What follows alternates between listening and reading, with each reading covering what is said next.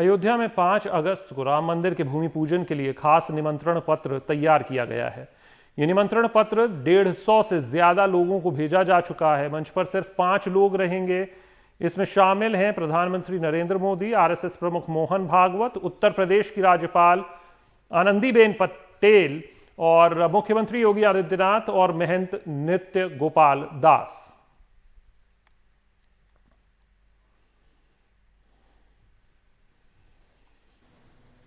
और अयोध्या केस में पक्षकार रहे इकबाल अंसारी की भी भूमि पूजन का आमंत्रण उनको भी भेजा गया है। इकबाल अंसारी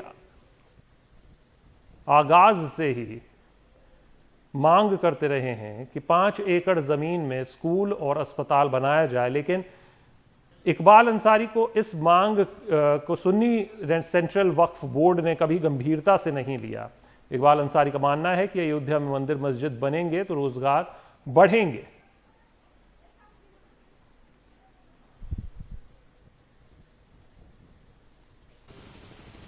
भूमि पूजन की तैयारी के लिए सुरक्षा व्यवस्था पर खास ध्यान दिया जा रहा है। डीआईजी दीपक कुमार ने बताया है कि सुरक्षा व्यवस्था को और ज्यादा पुख्ता करने के लिए ड्रोन का भी इस्तेमाल अयोध्या में किया जा रहा है। बताया यह भी जा रहा है कि कार्यक्रम वाले दिन 3500 सुरक्षाकर्मी तैनात रहेंगे और इसके अलावा कल यानी 4 अगस्त से बाहरी लोगों का प्रवेश अयोध्या में बंद कर दिया जाएगा और सीमाएं सील कर दी जाएंगी। कार्यक्रम स्थल के वीवीआईपी रूट पर स्नाइपर्स तैनात रहेंगे। पूरे परिसर को कोरोना संक्रमण से दूर रखने के लिए बड़े स्तर पर सैनिटाइजेशन वहां पर किया जा रहा है।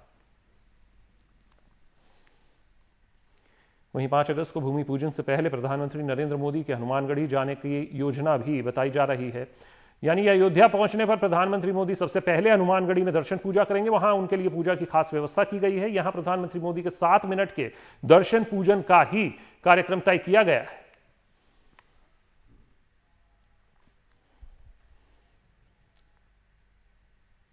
वहीं अयोध्या तो पूरी तरह से राम के रंग में रंग ही गया है। रक्षाबंधन के मौके पर आज बहनों ने भगवान राम को राखी बांधी। लड़कियों का कहना है कि उन्हें राम मंदिर बनने का लंबे समय से इंतजार था। उनका कहना है कि भगवान राम उनकी रक्षा करेंगे, इसलिए उन्हें ये राखी बांध रही हैं।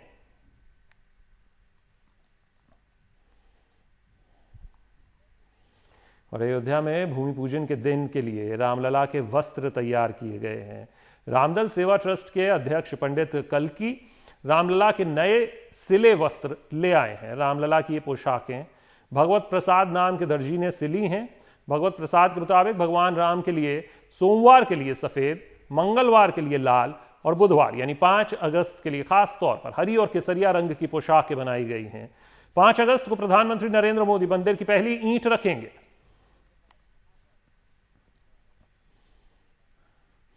वहीं भूमि पूजन से पहले राम मंदिर के लिए पत्थरों को तराशने का काम भी अपने अंतिम दौर में पहुंच गया है। राम मंदिर स्टोन वर्कशॉप के केयरटेकर हनुमान यादव बताते हैं कि राम मंदिर के फर्स्ट फ्लोर यानी पहली मंजिल के लिए पत्थर तराश लिए गए हैं। पत्थरों की सफाई का काम भी करीब करीब पूरा हो गया है और इसे वक्त रहते अंजाम तक पहुंचा दिया जाएगा। खबरों के मुताबिक इस पत्थर तराशने की यूनिट की स्थापना विश्व हिंदू परिषद यानी वीएचपी ने 1990 में ही कर दी थी।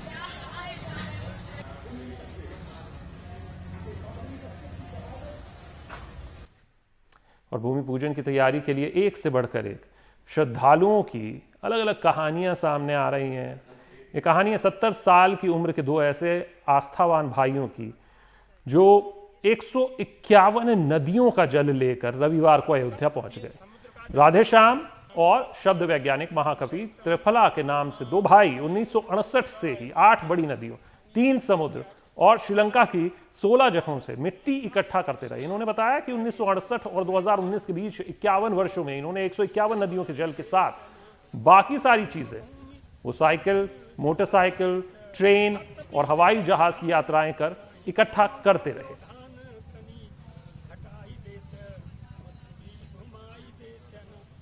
यूं तो राम मंदिर का निर्माण कार्य तेजी से अयोध्या में चल रहा है, लेकिन इस विशाल राम मंदिर का एक कनेक्शन असम से भी है। असम के मूर्तिकार रंजीत मंडल अपने पिता के साथ लगातार ऐसी मूर्तियां बनाने में जुटे हैं जिसे राम मंदिर के प्रांगण में राम कथा कुंज के तहत स्थापित किया जाएगा। राम कथा कुंज के जरिए रामायण की कहानी को मूर्तियों के माध्यम से कहने की कोशिश की जा रही है। कहा यह जा रहा है कि राम कथा कुंज की 125 कहानियां हैं जो मूर्तियों में गढ़ी जाएंगी। राम कथा कुंज का काम 2013 से ही चल रहा है। मूर्तिकार बताते हैं कि ये सभी मूर्तियां बंगाल और उत्तर प्रदेश की शैली में गढ़ी जा रही हैं। और देश प्रदेश में अब खबर उत्तराखंड से। उत्तराखंड के हल्द्वानी में एक बायोडायवर्सिटी पार्क में एक रामायण वाटिका बनाई गई है। जी, ये वाटिका राम के 14 साल के वनवास की थीम पर बनाई गई है। वनवास के दौरान राम, लक्ष्मण और सीता कई किस्म के जंगलों में रहे। 1 एकड़ में बने इस पार्क की रामायण वाटिका में उन सभी वनों को दिखाया गया है जहां राम रहे, और इसके लिए अलग अलग जंगलों के पेड़ पौधों को लगाया गया है।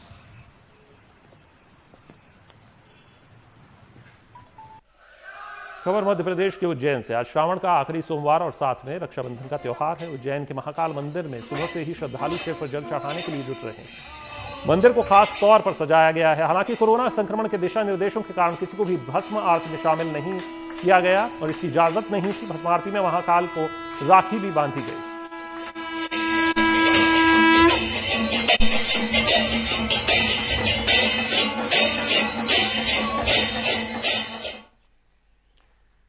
उत्तर प्रदेश के पूर्व मुख्यमंत्री अखिलेश यादव ने केंद्र सरकार पर बॉर्डर, अर्थव्यवस्था और रोजगार को लेकर निशाना साधा है। अखिलेश ने ट्वीट किया कि कोरोना के दौर में ना तो हमारे पास बॉर्डर है, ना बिजनेस और ना नौकरियां सुरक्षित रही हैं। ये उन्होंने ट्वीट किया है कि बॉर्डर भी सुरक्षित नहीं है। बैंकों की हालत भी खस्ता है। लोग अपने पीएफ से पैसे निकाल रहे हैं।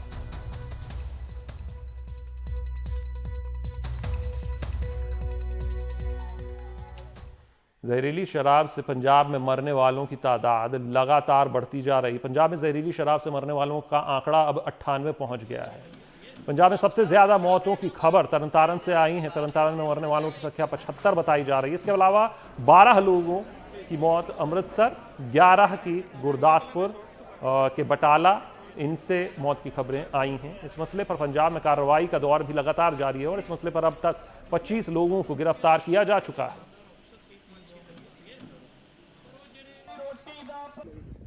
और देश प्रदेश में अब खबर राजस्थान से। राजस्थान के मुख्यमंत्री अशोक गहलोत ने प्रधानमंत्री नरेंद्र मोदी से अपील की है कि वो टिड्डियों के हमले को राष्ट्रीय आपदा घोषित करें। मुख्यमंत्री गहलोत ने इस बारे में प्रधानमंत्री को खत भी लिखा। गहलोत ने चिट्ठी में लिखा, राजस्थान के 33 में से 2 या 3 जिलों को छोड़कर सभी जगह टिड्डियों ने बड़ा हमला किया है, जिससे फसलों का बड़ा नुकसान हुआ।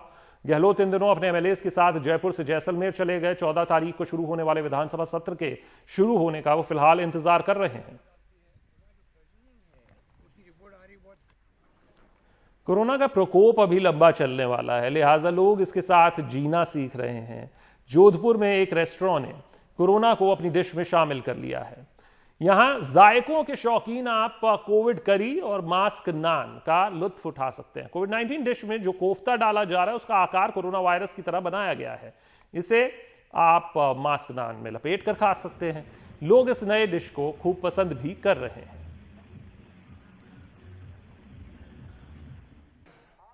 उत्तर प्रदेश पुलिस ने अपने कारनामों की वजह से अक्सर सुर्खियों में रहती है और कुछ समय पहले एक मुठभेड़ में दारोगा जी की पिस्टल नहीं चली थी।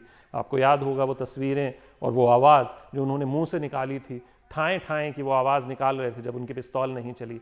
अब पुलिस का एक और वीडियो सामने आया है, वायरल भी हो रहा है, जिसमें पुलिस ईद के दौरान मास्क पहनने और शारीरिक दूरी बनाए रखने की अपील करने के लिए घोड़ों पर सवार होकर निकल पड़ी है। इस घोड़े की लगाम एक नाबालिग बच्चे ने पकड़ रखी है। इसको लेकर खासा बवाल हो रहा है। बच्चे ने मास्क भी नहीं पहना।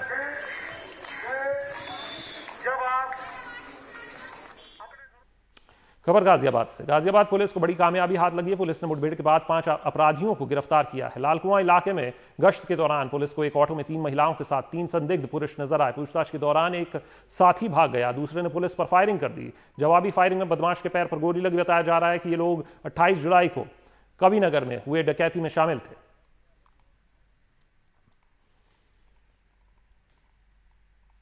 छत्तीसगढ़ में कोरिया की महिलाएं सीटी बजाकर एक तरह सफाई के लिए अलख जमाती हैं। छत्तीसगढ़ में हर रोज 7 से 8 बजे तक कोरिया बैकुंठपुर इलाके में महिला सफाई कर्मचारी की सीटियों की आवाज सुनकर लोग समझ जाते हैं कि घरों से कचरा साफ करने का वक्त आ गया है।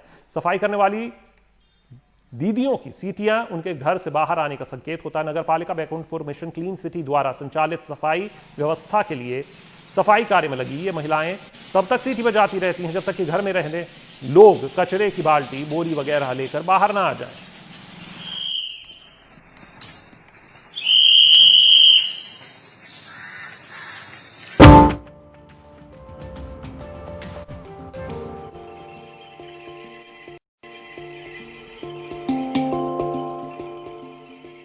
खबर बिहार की बाढ़ की। बिहार की बाढ़ का कहर जारी है। अब कई नए इलाकों में पानी घुसने की खबर है। मुजफ्फरपुर जिले के मुरौल प्रखंड के कई गांवों में बाढ़ का प्रवेश हो गया है। ये पानी तिरहुत नहर का बांध टूटने से फैला है। तिरहुत नहर में गंडक और बूढ़ी गंडक नदियों का पानी होता है। ग्रामीणों का आरोप है कि प्रशासन की ओर से अभी तक कोई सुध लेने तक नहीं आया है।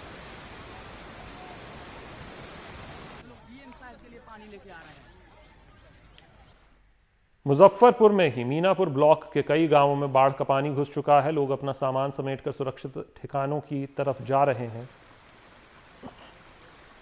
आपदा राहत विभाग लगातार बाढ़ से जूझ रहे लोगों को राहत पहुंचाने की कोशिश कर रहा है। बिहार में करीब 14 जिले बाढ़ की चपेट में हैं।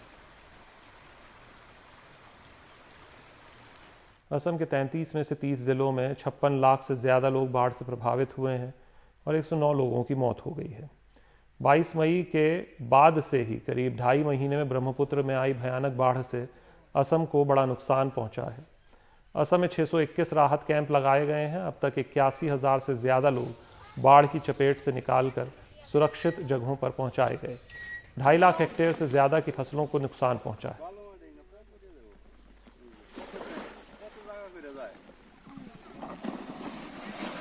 और असम का जिक्र करें तो असम में बाढ़ के हालात सुधर रहे हैं, लेकिन कई जगहों पर बाढ़ पीड़ितों को नदी के तटबंधों के धंसने से मुश्किलें भी आ रही हैं। राज्य की 8% जमीन पानी में जा चुकी है। असम के मोरीगांव जिले में 4.5 लाख लोग प्रभावित हैं।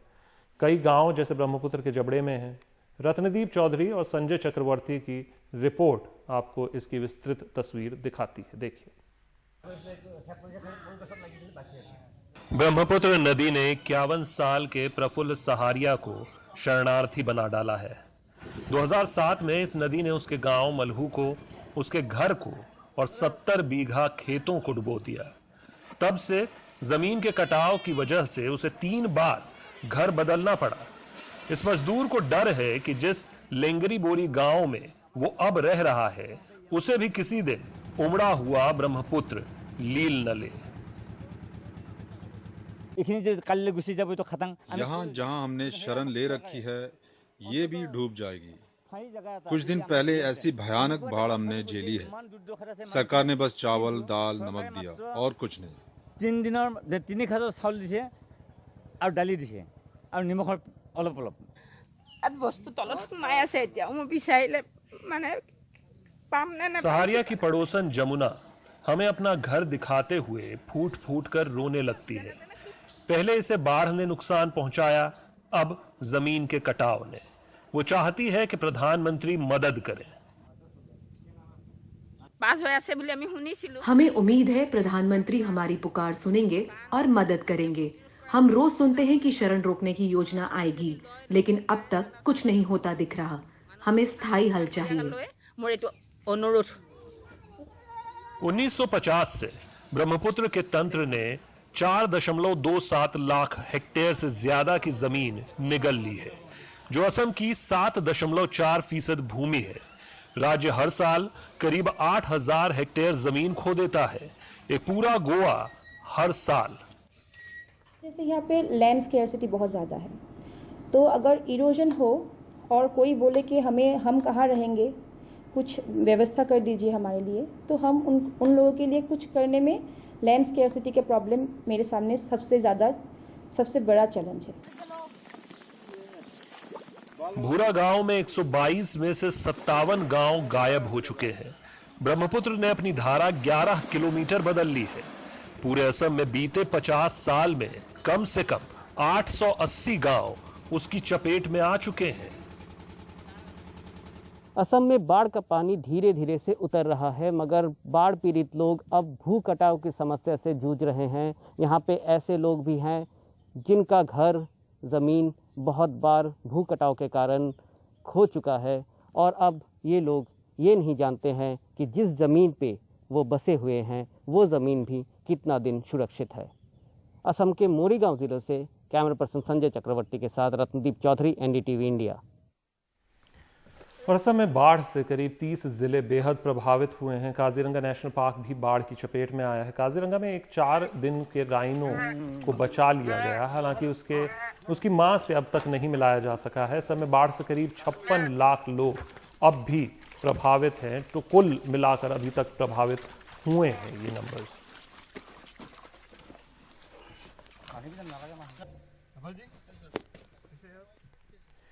और असम का ही हम जिक्र कर रहे हैं। असम के कछार में सांप्रदायिक तनाव की खबर है। इस इलाके में एक ग्रुप राम मंदिर निर्माण के बारे में पोस्टर लगा रहा था। विरोध इसका किया दूसरे गुट ने और दोनों के बीच तीखी बहस हुई। पुलिस के आला अधिकारियों ने मौके पर पहुंचकर स्थिति संभाली। इस इलाके में पैरामिलिट्री फोर्स को तैनात कर दिया गया है।